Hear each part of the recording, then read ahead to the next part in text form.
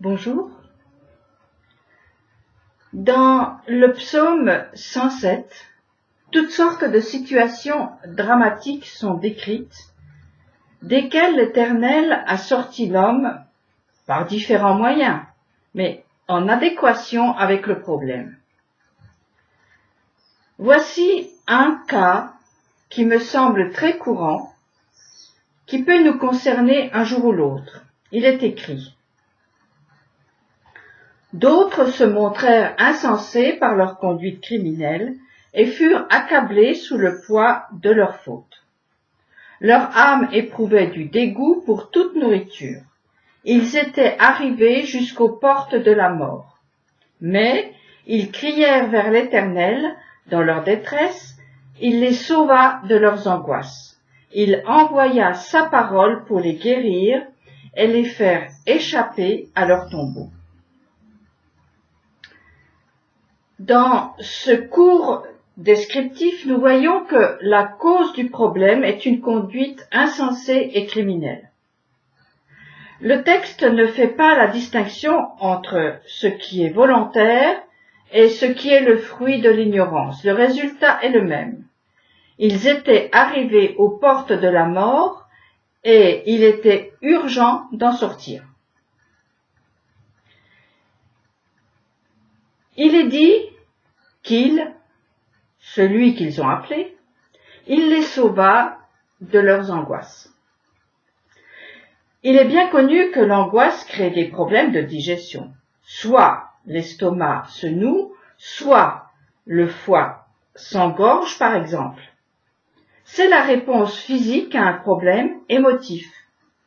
Dans le cas qui nous intéresse, l'angoisse est provoquée par une accumulation de fautes, fruit d'une conduite insensée et criminelle. Lorsque l'on sait que l'extérieur est le reflet de l'intérieur, il est certain que l'angoisse de l'âme, provoquée par de multiples raisons, a fini par se vivre devant l'assiette et est devenue visible. Comme tous les autres cas angoissants et dramatiques cités dans le psaume, ce qui finit par faire mal prend racine à l'intérieur. C'est le reflet d'une faille ou peut-être le signe que quelque chose déborde. Lorsque la coupe est pleine, cela finit par se voir. Cependant, tout est possible pour celui ou celle qui sait qui appeler au secours. Au cri du désespéré, l'Éternel répond. Il le délivre, à la suite de quoi le psalmiste se sent obligé de préciser qu'il rende grâce à l'Éternel pour sa bonté, pour ses miracles en faveur des hommes. C'est étonnant, non? Dire merci ne semble pas évident pour tout le monde. Peut-être que cela fait partie de ces conduites insensées et criminelles. Pas besoin de chercher très loin. Au vu de ce processus, faute, malheur, appel, restauration, on peut se demander pourquoi Dieu permet ceci ou cela puisqu'il guérit et sauve dès que quelqu'un le lui a demandé. Autant ne pas permettre la faute, donc le malheur, non? À moins qu'il aime être entouré de moutons qui bêlent tout le temps. Et ça, je n'y crois pas un instant, bien au contraire. Et oui, souvent la délivrance tarde et prend des détours difficiles à comprendre. Il faut alors accepter que le visible désagréable persiste et persistera jusqu'à ce que l'intérieur réparé déborde à nouveau. Et alors, à l'inverse de ce qui s'est passé sous le poids des fautes, l'appétit pour la vie et tout ce qu'elle offre reviendra. Ce sera le signe visible d'une guérison des racines. La concrétisation que la faille est comblée, que le canal est libéré. Ce qui veut dire que l'objectif constant de tout mal est une guérison intérieure profonde, l'extérieur ne servant que de signe, d'alerte, de signal qu'il est temps d'aller voir ce qui se passe à la source, voir ce qui la pollue et entrave son écoulement. La cause n'est pas forcément une accumulation de fautes, ce peut être une nécessité de changement de cap, de vision, d'ignorance à combler, d'erreur d'interprétation. Ils crièrent vers l'Éternel dans leur détresse. Il les sauva de leurs angoisses. Comment cela? De différentes façons, qui sont rarement ce que nous attendions. Par sa parole, par des portes qui s'ouvrent ou se ferment, par un nouveau chemin qui se présente, par un environnement qui change. Qu'ils rendent grâce à l'Éternel pour sa bonté, pour ses miracles en faveur des hommes. À Adam, il avait été dit: si tu manges du fruit de cet arbre, tu mourras. Un homme averti en vaut deux, dit-on.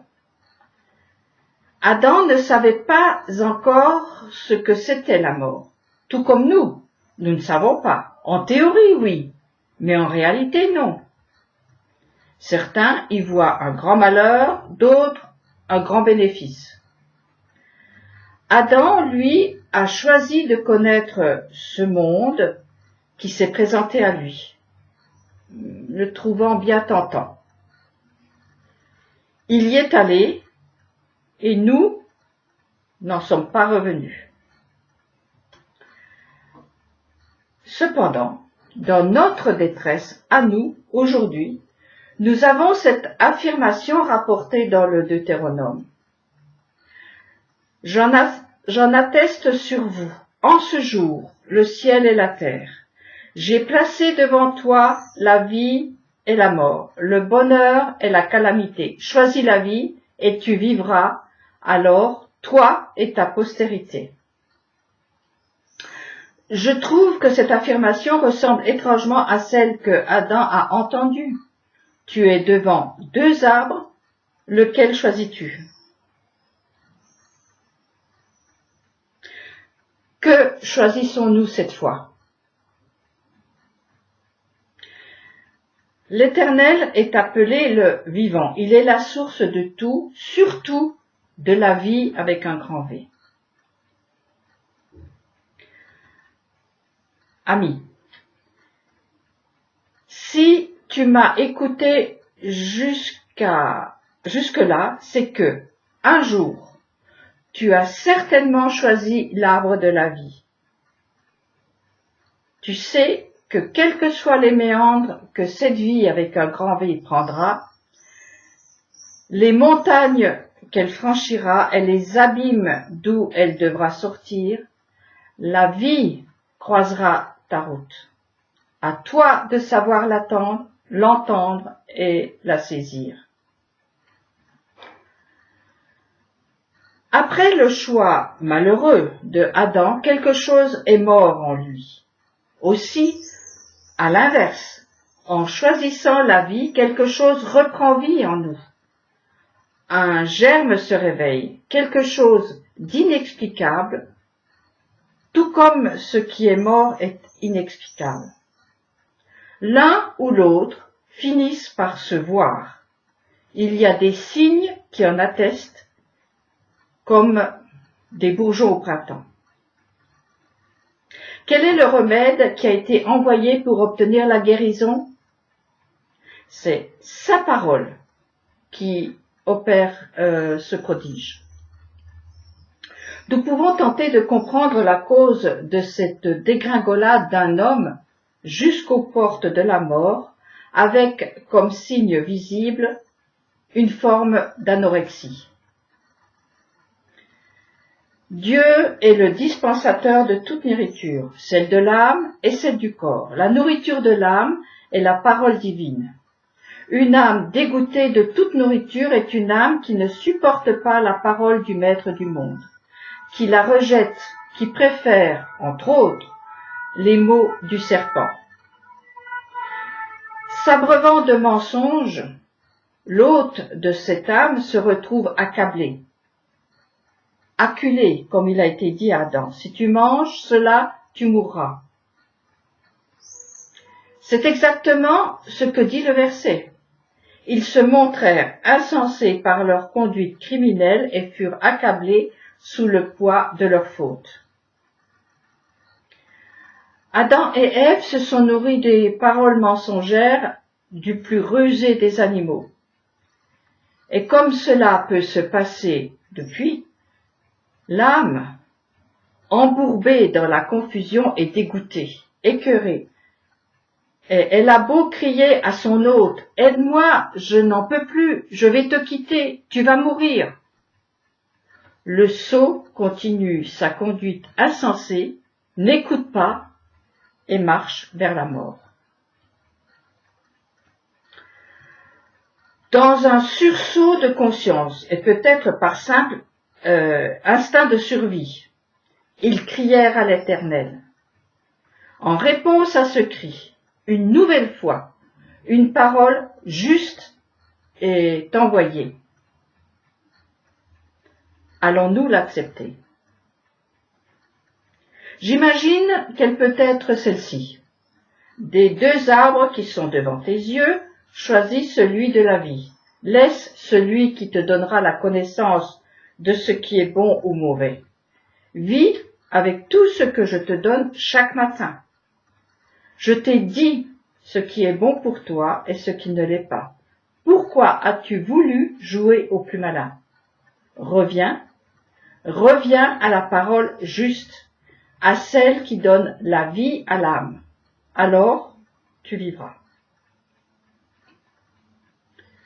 Bien sûr, on ne parle pas des deux extrémités que sont la vie ou la mort biologique et terrestre, mais du sens profond qui est de l'ordre du sentiment d'exister ou pas.